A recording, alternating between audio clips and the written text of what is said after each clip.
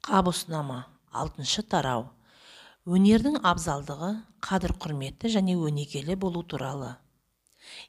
Перзентім, есіңде болсын, өнерсіз жан өнегесіз, оның ешкімге де пайдасы тимейді. Ондайлар бұтасы бар да көлеңкесі жоқ тікенді шоңайнаға ұқсайды. Өзіне де, өзгеге де пайдасыз болады. Егер адам текті асылзада әулетінен болса да, өнері болмаса, халықтың ізгі құрметінен мақұрым қалады. Нәсіл гауһарынан да, өнер өрнегінен де құралақан жанның тағдыры одан да жаман болады. Жаратылысың текті, асылзада сұлу болғанға мастанба. Өйткені тектілік пен тән сұлулығы өнерпаздық жан сұлулығымен толықтырылмаған жағдайда еш нәрсеге де арзымайды. Мысалы, ұлы дәрежелі болу шыққан тегіңе емес, ақыл біліміңе байланысты. Ата-ананың қойған жақсы есіміне де есірме.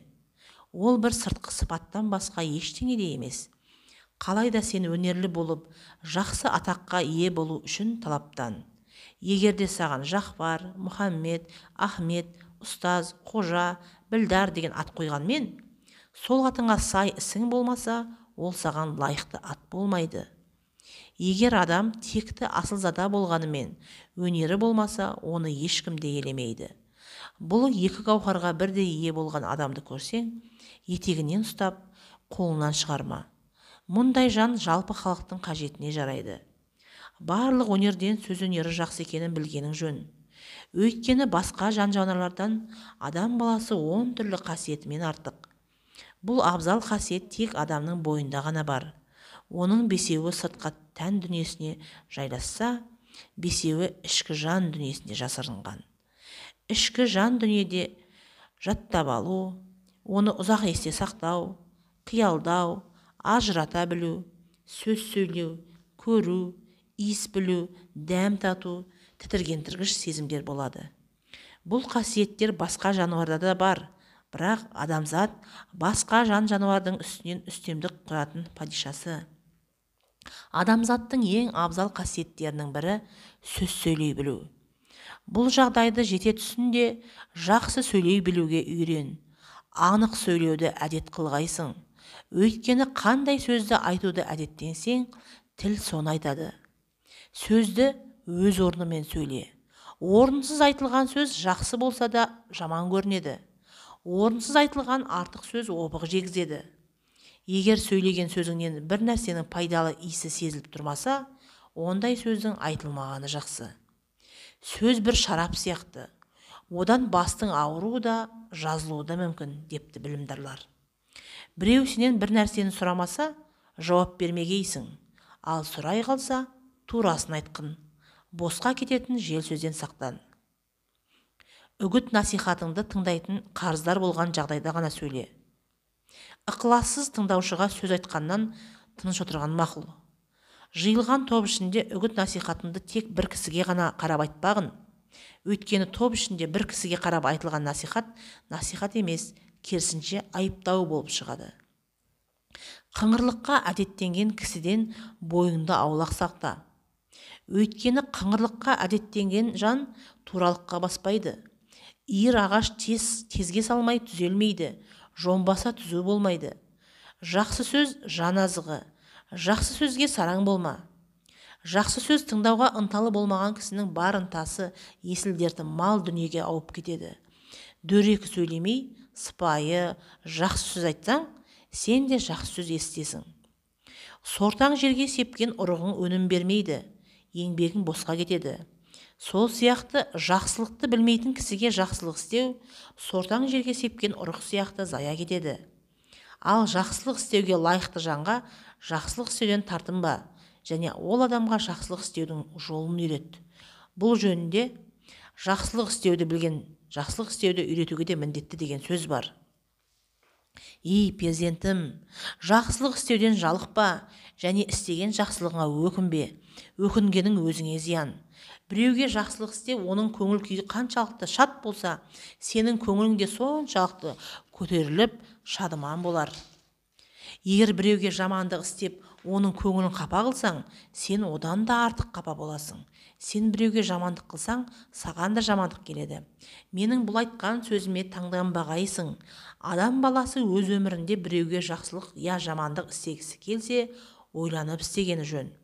Егер менің тіліме көнсең, ешкімнен де жақсылығыңды аяма. Одан зиян таппауыңа мен кепіл. Әңгіме. Менің естуімше, Бағдат шаһарында сол кезде Мутаваккил халифа еді. Оның Фатих атты құлы болыпты. Ақылды және әдепті екен. Мутаваккил оны өз ұлына балап, өз балаларынан да артық жақсы көрген.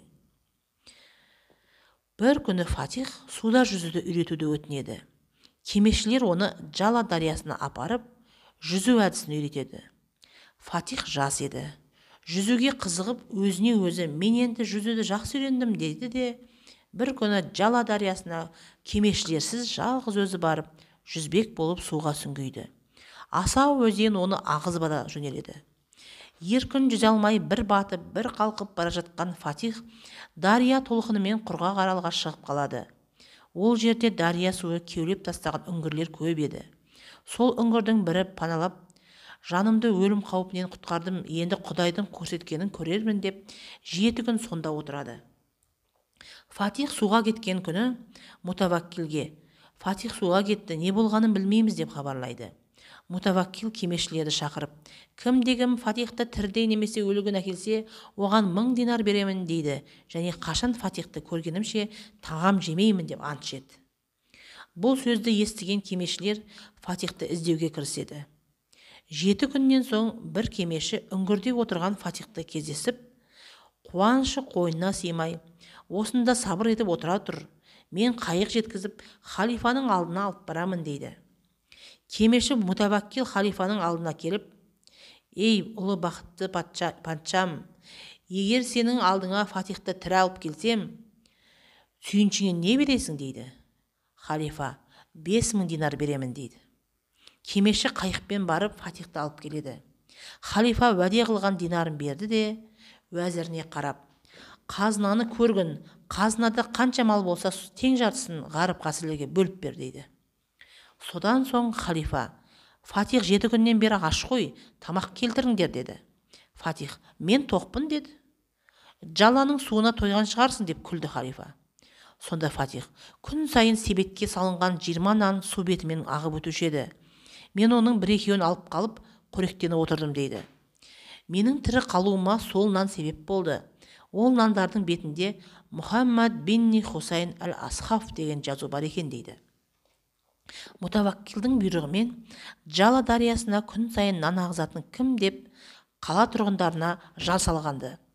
Күндердің күнінде нан ағызатын мен едім деп біреу өзін мәлімдеді. Дәлеліңді баянда деді оған.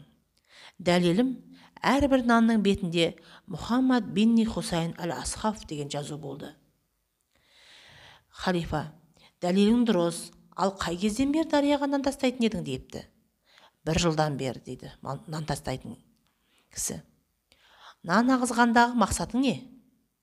Жақсылық жасап, дарияға нан таста, бір күні саған оның пайдасы тиеді деген сөзді естіп, суға нан ағызатын едім. Менің қолымнан басқа жақсылық келмейді, құдіретімнің жеткені осы болды депті. Халифа, шаман келген жақсылықты істейсің және істеген жақсылығында босқа кеткен жоқ.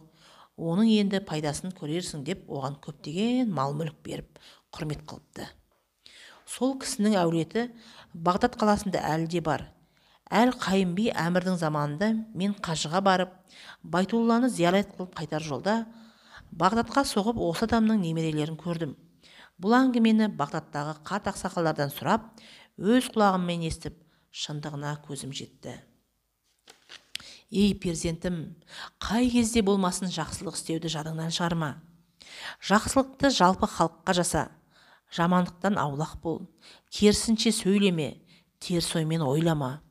Бидайды көрсетіп арпа сатпағын, әр істе әділетті бол. Әділ жанға бидің де қазынаның да қажеті жоқ. Егерде сенің көңіліңе қайғы немесе қуанышың болса, сол қайғы мен қуанышыңа серік болатын адамға ғана айтуыңа болады. Қайғылы жанға қуанышыңды айтпа. Әр нәрсеге таңданып таңырқама. Өйткені таңдану жас балаға жарастықты.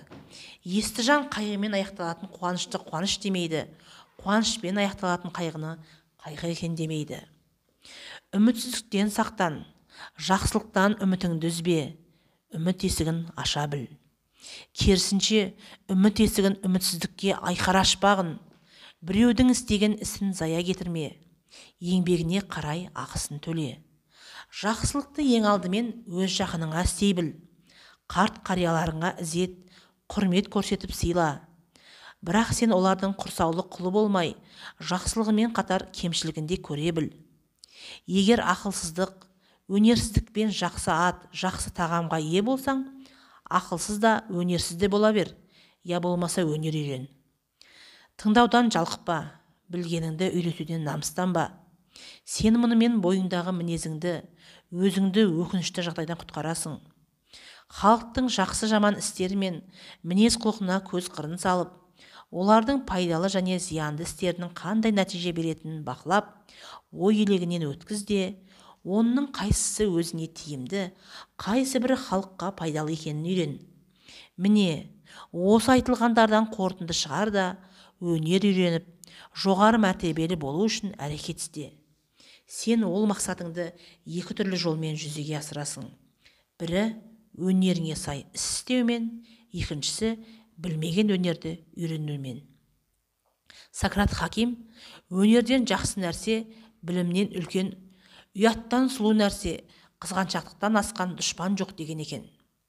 Әрбір сәтті бос өткізбей, тиімді пайдаланған жағдайда ғана өнерді үйренесің. Өнер үйрететін дана табылмаса, наданнан үйрен. Ол үшін әрдайым көңілдің көзі, ақылдың айнасымен наданның істеген істерін көріп, оның жаман, жағымсыз істерінен бойыңды аулақ сақтауың керек. Ескендір Зұлқарнайын бір сөзінде: барлық достарымнан пайда көрем, дұшпандарымды одан да көбірек пайдаланамын. Өйткені жаман істерімді достарым жасырады, жақсылығымды асырады. Сондықтан да өз кемшілігімді білмей қаламын. Дұшпандарым дұшпан болғандықтан айып істерімді жасырмай айтады. Ал мен болсам, ол кемшілігімді тез жою үшін әрекет жасаймын депті. Ей перзентім, сен де өнерді данадан үйренбесең де наданнан үйрен. Және барлық үлкен кішіге өнер үйрету қажет. Өйткені тек өнер үйренумен ғана өз замандастарының дәрежең биік бола алады. Әр уақытта сен өзің өнер иесі болып, замандастарыңда сендегі қасиеттің жоқ екеніне көзің жеткен жағдайда ғана өзіңді басқалардан артық деп айтуыңа болады. Олар сені өздерінен биік дәрежеде деп есептейді. Дарын даналығы мен қадір қасиеті, құрметі және басқа жұрттан мәртебесі биік екенін сезініп, ілім мен өнерді үйренуге ерінбей еңбек ететінді жұрт данышпан, ақылды дейді. Мұндай адамдар ілім ықпалы күшті болғандықтан, халық арасында қадірі асып, үлкен абыройға тез ие болады. Осы жағдайда біле тұрып, өнер білімге немқұрайлы қарап, қолды бірақ сілтей салу барып тұрған ақылсыздықтың белгісі. Білімді үйрену үшін еңбек құмар болып, бойыңды жалқаулыққа үйретпеуің қажет. Жалқаулық іс шақпастық дененің бұзылып кеселденуіне себепкер болады. Өз билігіңе көнбейтін дертті денеңмен жоғары мәртебелі бола алмайсың. Дене деген әрекетсіздік жан рахатынан достасып алған. Ол саған өз ықтиярымен бойсұнбайды. Сондықтан да дене өздігінен әрекет істемейді. Ол әрекетті бұйрықпен істейді. Сен оған жетекшілік жасамасаң, дене еш нәрсеге басшылық етпейді. Ей перзентім, ойлан. Денеңді өзіңе бойұсындыр және бұйрығыңды бұлжытпай орындауға көндір. Әрбір адам өз денесін өзі билей алса, өзгені де бағындыра алады. Кім-кім өзін өзі билеп, ілім мен өнер үйренген жағдайда ғана баянды бақытқа қолы жетеді. Жалпы білім мен өнердің негізі әдеп, қанағат, ұят, пәктік, сақтық, мейірімділік, ұстамдылық. Ұят иманға тән деген екен. Бірақ көп жағдайда шамадан тыс ұяңдық өзіңе зиян келтіреді. Әдеттен тыс ұялшақ болмағын, Ұялшақтық әркез қателесуіңе себепкер болып, бастаған ісіңе нұқсан келтіреді. Жаман істерден, өтіріктен, қанағатсыздықтан ұял. Тура сөз, ізгі тілек, жақсы бастамадан ұялма. Кейбір адамдар ұяламын деп, ойлаған мақсатын орындай алмайды. Ұят иманның жемісі дегендей, жарлылық та ұялшақтықтың жемісі. Сондықтан да қай жерде ұялып, қай жерде ұялмауды білгенің жөн. Қайсысы жақсы болса, соны істеу қажет. Негізінде жақсылықтың бастапқы шарты ар ұятты сақтауда. Жамандықтың бастапқы шарты ар ұяттан айырылуда. Наданмен әңгімелес болма. Әсіресе сенің ақылдылығыңа күдіктенген адаммен әңгімелесуші болма. Қулық істедім деп қуанба. Атағы бар жақсылармен әңгімелескегейсің. Жақсылармен бір жүрсең жақсы атың шығады. Өзіңнің мінсіз қызметіңмен ғалымдардың сүйіктісі болғайсың. Құмарлықтың құрбаны, ақмақтықтың ашынасы, қулардың құлы болма. Ақмақтың мақтауына ілінген жан ақылды басшының қуғынына жолғар. Бұл жөнінде естіген бір әңгімемді айтайын. Әңгіме. Бір күні Афлатон бір өзі отыр еді. Қала әкімдерінің біреуі кіріп келіп сәлем берді де, әртүрлі әңгімелерден сөз қозғады. Сөз кезегі келгенде, ей хакім, бүгін мен бір адамға жолығып едім. Ол сізді мақтап, сыртыңыздан көптеген алғысын айтты. Мен сол кісінің мақтауын сізге жеткізіп отырмын депті. Афлатон бұл жағдайды естіп көңілсіз басын шайқап ойға қалды. Ол адам, менің айтқан хабарыма жиреншуіңіздің себебі не деді? Сонда Афлатон оған қарап, ей достым, мен сенің сөзіңе таңданғанда ренжіген де жоқпын, бірақ үлкен қайғыда қалдым. Өйткені мені бір ақымақ адам мақтапты. Менің ісім ақымаққа жағыпты. Шындығында мен бір ақылсыздық іс істеген болармын. Сондықтан да ол мені мақтаса керек. Мен ақымаққа жағып қалғаныма қайғырамын депті. Асығыс ашу мен томырық дөрекілікке әдеттенбе. Сынық мінез сыпайылықтан сырт қалма. Бірақ тіпті мүләйім болма. Мүләйім болсаң, жоқ қылып жібереді. Дөрекі болсаң, жұртты өзіңнен қашықтатып аласың. Ойымдағымды орындауда дос дұшпанымды жатсынбаймын деп, көпшілікке жақындаса берме. Жамандық істеуді ешбір жанға үйретпегейсің. Өйткені үйретудің бұл түрі жамандық істеумен тең. Егер сені бір кісі ешқандай себепсіз жәбірлеген жағдайда да сен оған назар бермегейсің. Халық сені жақсы мінезіңмен танысын. Адамға сыпайылық жарасады. Айнаға қараған адамның сымбаты сұлу болса, көркіне сай мінез құлқы да сұлу болуы тиіс. Өйткені жақсыдан жамандық шығу дұрыс емес. Бидайдан арпа өсіру мүмкін емес. Адам айнаға қарағанда көріксіз көрінгенімен жақсылық істеуге міндетті. Солай етпесе, кемшілік үстіне кемшілік жасала түседі. Екі кемшілік бір жерге жинау сорақылық. Шапағатты және мейірбан жандар досың болсын. Олармен әрдайым оңашада ақылдасқаның жөн. Өйткені сен олармен оңашалап сөйлескенде ғана ой пікірін ойдағыдай пайдалануға болады. Мен саған біраз насихатымды баяндадым. Бұларды оқып, біліп, ілім мен өнер үйреніп жетілген уақытыңда да білімділігіңе мастанба. Керісінше, өзіңді білімсіз сана. Білімсіздік надандықтан хабарың болған жағдайда ғана дана боласың. Әңгіме. Хысрау Пәруәздің патшалық құрған уақытында Безужишмехрдің уәзір кезінде Румнен бір елші кепті. Иран патшалығының дәстүрі бойынша Хысрау патша тағына отырып, елшіні қабылдайды да, Безужишмехрдің даналығын елшіге білдірмек болып, ей уәзірім, дүниеде не нәрсе болса, сен бәрін де білесің ғой, деді. Падишаның мақсаты «Я, білемін» деген жауапты есту еді. Уәзірі керісінше «Білмеймін» деп жауап берді. Хысрау Безужишмехрдің жауабынан қысылып, елшінің алдында қатты ұялды. Хысрау қайтадан сұрақ беруге мәжбүр болып, «Дүниедегі барлық нәрсені кім біледі?» деді. Безужишмехр: «Барлық нәрсені халық біледі. Халықтың білгенін білетін жан анадан әлі туған жоқ» депті. Ей перзентім, қанша дана болсаң да, сен өзіңді халықтан данамын деп есептеме. Сен өзіңді кіші санасаң, ұлық боласың. Надан санасаң, дана боласың. Өзін қарапайым ұстап, білімсізбін дейтін білімдар нағыз дана сол. Сахрат Хакім. Егер бір кісі Сахрат Хакім данышпан, оның данышпандығын бүкіл дүние жүзі біледі десе, жоқ, олай емес, мен еш нәрсені де білмеймін, қарапайым жамын деп жасқанбай жауап қайтарар едім. Шын мәнінде бұл сөзді де айтпауым керек, өйткені сол сөздің өзі де мені туралы айтылған асыра дәріптеу депті. Демек, ілімге тоқмейілсіп мастанба, әр істі ойлап істе, кеңескен істе кемшілік аз болады. Ақылды, жанашыр достарыңмен кеңеске кейсің, білгенің жөн. Бір кісінің ой пікірі екі кісінің ой пікіріндей болмайды. Бір көз екі көзбен көргендей болмайды. Тәуіп өзін өзі емдей алмайды. Кеселденген жағдайда басқа бір тәуіпті шақырып, соның кеңесімен емделеді. Егер ағайын туғандарының саған ісі түсе қалса, жұмысын жедел бітіріп жіберуге тырыс.